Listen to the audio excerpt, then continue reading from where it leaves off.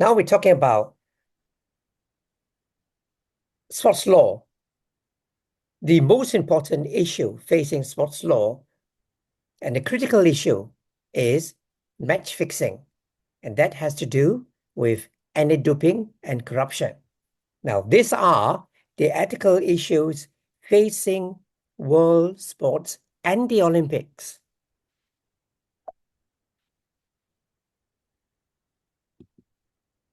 Now, the scale of the problem, match fixing and corruption, it has been described as something cancerous, that is, to the essence of sports. Now, such problems will definitely affect the integrity of sport and also encouraged by people who wish to cheat on the betting markets. Now, major cases of match fixing and corruption, you can see 2010, 119, 110, that is more than 100 years ago. 2 Australian footballers were banned for life. Then in 1920, 8 American baseball players were banned for life for accepting $5,000 each from a gambling syndicate. $5,000 in 1920 is now a very big sum. As I mentioned earlier, the scale of the problem is abetted, infiltrated by organized crime and money laundering operation. What are the most popular games for betting? Cricket. Cricket is the most corrupt game in India. Horse racing, tennis, and soccer. Now, the information from Interpol, the International Olympic Council, did mention that in just 2011, that particular year, the illegal gambling market was estimated to be 0.5 trillion in Asia alone. Now, 0.5 trillion is a very substantial sum. The Interpol also involved IOC delegates that large bookmakers have revenues on the same scale as listed company Coca-Cola. Can you see how staggering it is? How big is the illegal gambling market? Now, the scale of the problem in Asia, equally big. There was imprisonment of several executives of Chinese professional football league and non-renewal of its main sponsor due to corruption in 2012. And this is something later on that I will have a separate seminar in Professor Chang's and together with Sports Resolution to discuss this problem. Now, scales of the problem in Asia. Even in Japanese sumo wrestling, you have corruption. And in 2008, Formula One competition, Renault F1 was even found guilty of fixing the 2008 Singapore Grand Prix Formula One. Can you see the scales of the problem in Asia? It's not only confined to what I mentioned earlier, cricket and soccer. You have sumo wrestling. You have Formula One racing. And then the financial and the social cost of sports corruption. Severe punishment is usually the norm. We have to raise the proportionality between the wrong and degree of punishment.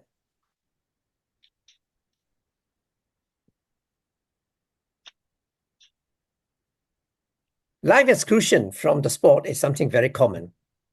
Suspensions athletes were suspended between 11 and 6 years for doping in November 2023. Spot fixing. Now, sports fixing is usually for the purpose to determine the outcome of a specific part of a sport, such as how many points will be scored in a quarter, when who would score the first goal, or the number of no balls in a cricket game. And usually one athlete is involved. Let's say for soccer, how many injured cases you will have within the first half an hour.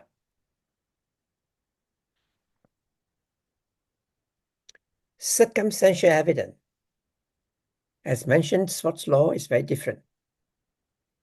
And in sports cases, it is impossible to convict anyone based on direct evidence. So therefore, you need to have circumstantial evidence. And that is based on an inference from a fact presented in evidence that one or more of the elements of a particular offense actually exist. One or more. Now, what is the positions of the Olympic Committee? At the 2011 IOC Summit on combating corruption in sport, the then IOC president has this to say: betting leads to manipulations of competition and therefore threaten the integrity of sport. Cheating driven by betting is the biggest threat to sport after doping. Cheating by betting is second most dangerous part of sports after doping. Now, IOC and Sports Integrity, an anti-corruption unit to tackle ethical issues with emphasis on education and risk prevention in 2011. That was announced by the International Olympic Committee.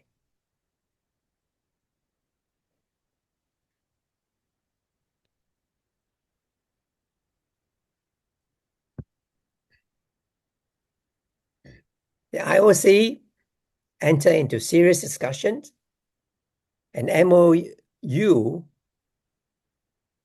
with Interpol, a memorandum of understanding, was signed with international police to promote sports integrity following the 2013 Winter Olympic Games.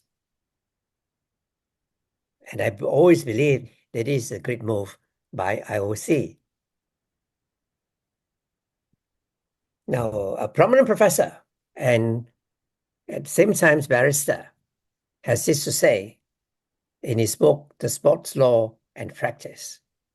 The essence of sporting actually is a contest, and there must be level playing field. The outcome must be determined by individual merit of participating athlete. The use of illegal enhancement drugs, for example, strike at the very heart of that outcome, because the outcome depends on unnatural performance due to the usage of enhancement drugs. Now, anti-doping in sport and regulatory framework, the use of illicit drugs also present grave health problem to the athlete. And they may be taking such drugs because of high stakes of modern competitions. It is a threat to the integrity of sport and also pose a danger to the health of the athlete. The anti-doping in sports and regulatory framework, there is a World Anti-Doping Code that was formulated in 2004, and they include harmonized lists of prohibited substances and methods, uniform sets of anti-doping rule violations, standardized sanctioning regime, mandatory standards of sample collections and analysis. Then there's the formations of World Anti-Doping Agency, or WADA. Then the Court of Arbitration for Sports, based in Switzerland, is the ultimate judicial platform for interpretation and application of the World Anti-Doping Code 2004.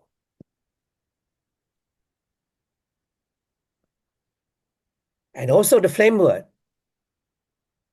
provide for the spirits of sport. And what is the spirits of sport? Ethics. There must be fair play and integrity. You must promote the healthy environment, physically and mentally, excellence in performance, character and education. And sports, and all games and all sports, you need to have fun and joy. There must be teamwork, especially in soccer, rugby, cricket, basketball. There must be respect, very important, respect for the law, for the rules and regulation. Lastly, there must be courage, community, and respect for all contestants. The World Anti-Doping Code and prohibited list. To be caught under this code, you must satisfy 2 of the criteria under Article 4. And the methods and the drugs used must enhance the sports performance. It must be risky to the athlete, and also it is a violations of the spirits of sport. It must be a health hazard to the national athlete or the performing athlete. In competitions, sample collections, in sporting events, whether it's national or international or global. Selection criteria will include anyone who reaches quarterfinals or the top 3, anyone who breaks world record, and they are conducted randomly. The anti-doping organization may target players for testing in appropriate circumstances. So this is in competition sample collection during competition. And there is also out of competitions sample collections, that is not during the competitive period. Now, athletes in or outside regular testing group are required to make quarterly filing of the resident, training centers, and daily competitions to enable the drug testers to locate them anytime for testing. They must provide their residents with their whereabouts. However, there are therapeutic use exemption. Athletes may use prohibited drugs or methods for therapeutic reasons under Article 4.4. That they do not take such drugs, there will be a health hazard to them. There must be no significant enhancement of performance, and there must also be no reasonable alternative to the drugs that they are taking. So they must satisfy all these 3 conditions, that they use such drugs, prohibited drugs, for therapeutic medical purposes. Sample collection process. That is interesting. Selections and notification of the athlete. Procedure at the doping control center. And usually, sample and blood collections are taken and then stored and transported to the laboratory. then there will be a report by the doping control officer. So the doping collection process is systematic. Now, fairness in doping policies. A Canadian snowboarder was actually disqualified for winning a gold medal in the 1998 Winter Olympic. Why? He was tested positive for cannabis or marijuana. But CAS overruled the decision of IOC to strip the snowboarder of his gold medal following an appeal by the Canadian Olympic Association. CAS overruled that. The reasons I will show in the next slide. Why?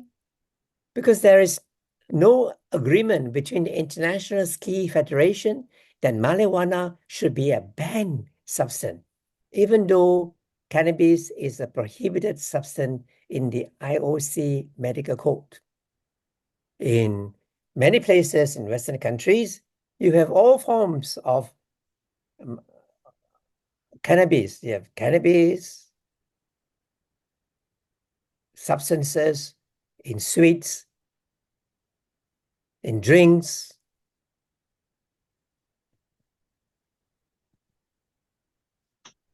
In 2023 case involving Olympic gold medalists, the punishment include many years of suspension, stripping of gold medals, and setting aside sponsorships. And the testing includes urine and blood tests. Now, possessions of the prohibited drugs, in this case here, that I was involved, is actually human growth hormone. Just for possession itself is 4 years suspension under the anti-doping code. Now, drug incidents in Australia in 2013. Can you see that case? The owner, the doctor, and coaches at a prominent football club were sanctioned for bringing the game into disrepute by the Australian Football League and the Australian World Anti-Doping Agency. Now you can read the 2013 doping incidents in Australia. The penalty, 2 million for the football club and exclusions from the 2013 Australian Football League finals. And the coach was suspended for 12 months. The club was fined 2 million.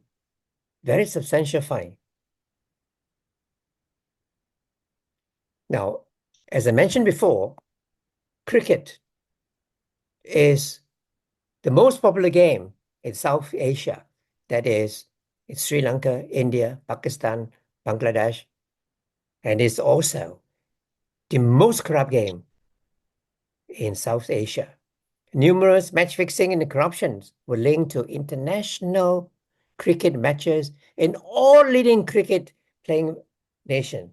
Isn't that frightening? All leading cricket playing nation.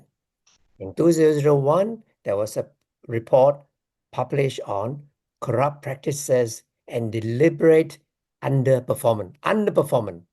In other words, one or two players, usually one, would be paid to be performing badly. And that, because of this, an international cricket anti-corruption and security unit was then set up and created.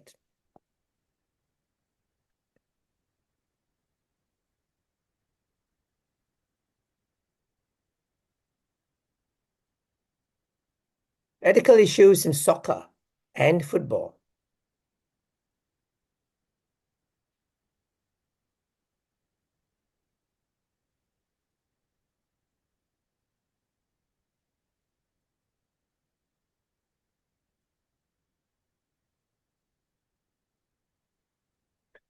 In 2012, FIFA, that is the world body for football, announced that there were 50 active national investigations. In other words, 50 countries were involved in just 1 year. Law enforcement agencies prosecute former players, coaches, referees, and other soccer officials. In Germany, in Europe, and PRC in Asia, long jail terms were given to corrupt officials in PRC. I believe the punishment was justifiable and was very good for the promotions of ethical issues in soccer. Even tennis has ethical problems as well.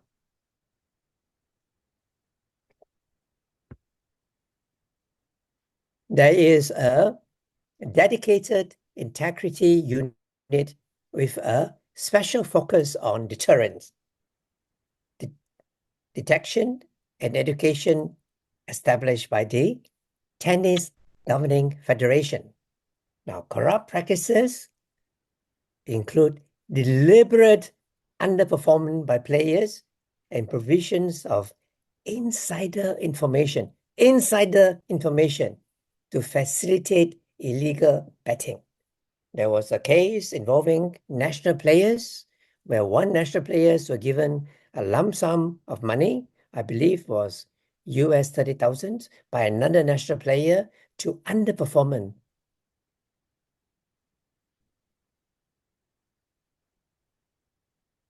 Horse racing. Horse racing will be banned and eradicated in Singapore, but horse racing is popular in Canada, horse racing is popular in Hong Kong, and horse racing is popular in Malaysia. Now, racing fixing by jockey, the riders, in collaboration with links to international groups. Bookmakers, means the gambling syndicates, offer free betting to leading trainers. And that was reported by BBC Sports UK. Unfortunately, the poor horses are the ones that were the subjects of doping. They were injected with enhancement drugs. And their testing include blood tests and urine tests. Now we talk about marijuana or cannabis. As I mentioned before, consumption above 15 nanograms can result in sanction. But in 1998, Nagano Organized Community did not list marijuana as a prohibited drug, but as a substance to be used cautiously. Substance to be used cautiously. I yet to find the definition of this 5-6 words, substance to be used cautiously. Now, marijuana or cannabis, there was no agreement between FIS and IOC that it would be a prohibited drug and therefore not enforceable, right? However, if the competition is held in anywhere in Asia, whether it is in Malaysia or in China or in Korea, then there will be severe criminal sanctions and penalty too. WADA. WADA, as I mentioned, is the World Anti-Doping Agency. The World Conference on Doping established WADA in 1999 in Lausanne, creating a uniform structure in the form of an Olympic movement and doping agency to support the establishment and implementation of measures in the fight against doping. WADA would also conduct out-of-competition testing.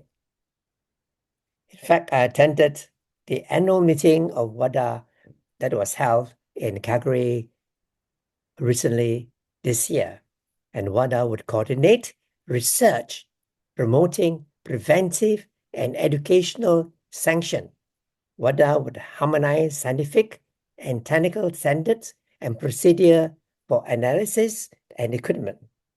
That was the purpose for the creations of WADA. Now, National Anti-Doping Organization, NANDOS. Firstly, adopt and implement anti-doping rules and policies. 2, cooperate with relevant national organizations and other doping bodies. There must be reciprocal testing between such national anti-doping organization. And all these national organizations must promote anti-doping research.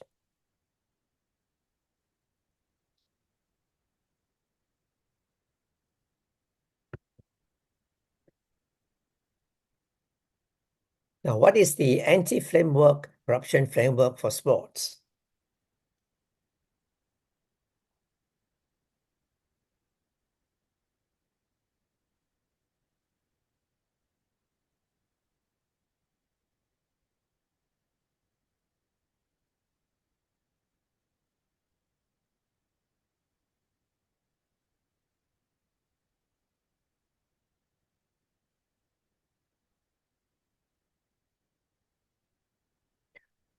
Competitors, team management, coaching staff, and match officials must recover, right? It must cover all this. Not only competitors, but coaching staff. The horse racing authority in UK can also disqualify any person, a licensed person, for breaching its rules and regulation, and also exclude any unlicensed person, in other words, a member of the public, from its premises deemed to be undesirable. Prohibited conduct. Deliberate underperformance for fixing purposes by contestants. An Australian tennis player was banned for life when he offered bribes to another players to lose particular matches in the Australian tennis competitions. That was in the year 2013. You can see this is only one aspect of prohibited conduct. In other words, it has to do with corruptions.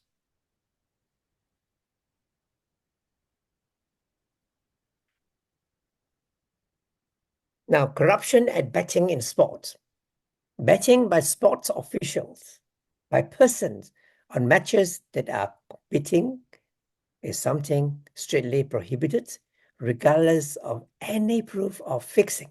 In other words, sports person, they cannot bet, regardless of whether it is part of their games.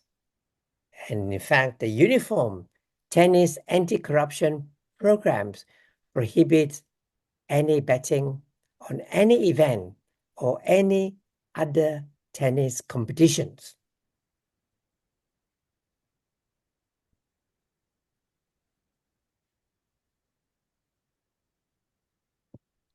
How about insider informations?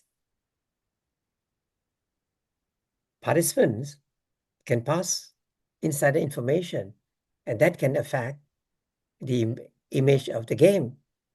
What kind of insider information that will be used for betting purposes?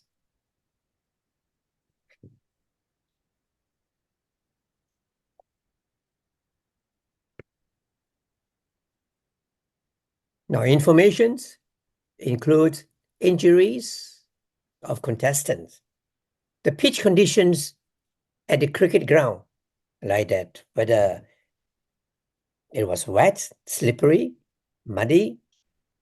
A jockey in a horse racing situation can provide information about the chances of the horse he's riding in a particular race. Why? A horse can be the subject of doping.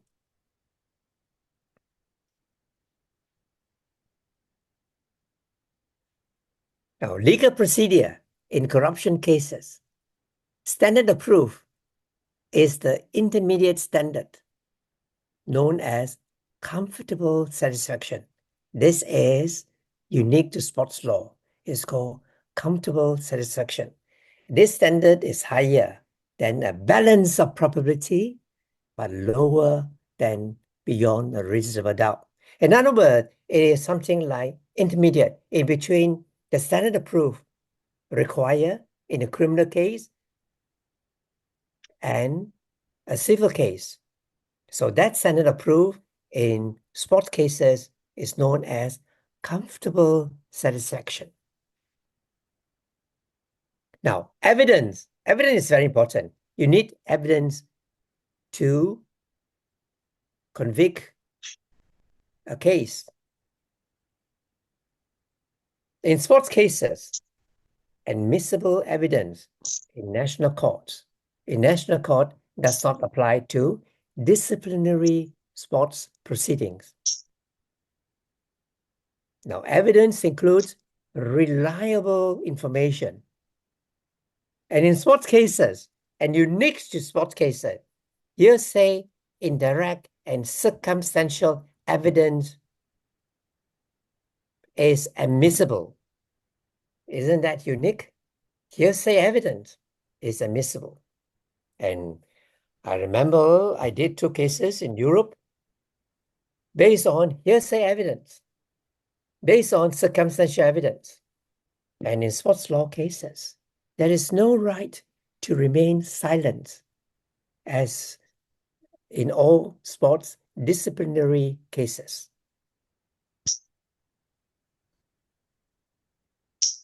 Now, criminal proceedings in sports corruption. It is a preference for a sports governing body to tackle actions in corruption cases. Now, a breach of anti-corruption code may be a criminal offense, and sometimes in many countries, the police and the prosecution's chambers will take action if corrupt cases involve criminality beyond the sports governing body level. You must always remember that sports law is very different from a legal proceedings in a national court. Now, sanctions in corrupt cases. Now, common for the offending party to be banned for a lengthy period from participating in sports. Few anti-corruption codes of countries provide for disqualifications as a result of competition tainted by corruption. Disqualifications of result is the norm in doping cases, like the cases that I was fortunate to be involved. There was no disqualifications of the result, even though the athletes were banned for lengthy periods from 6 years to 11 years.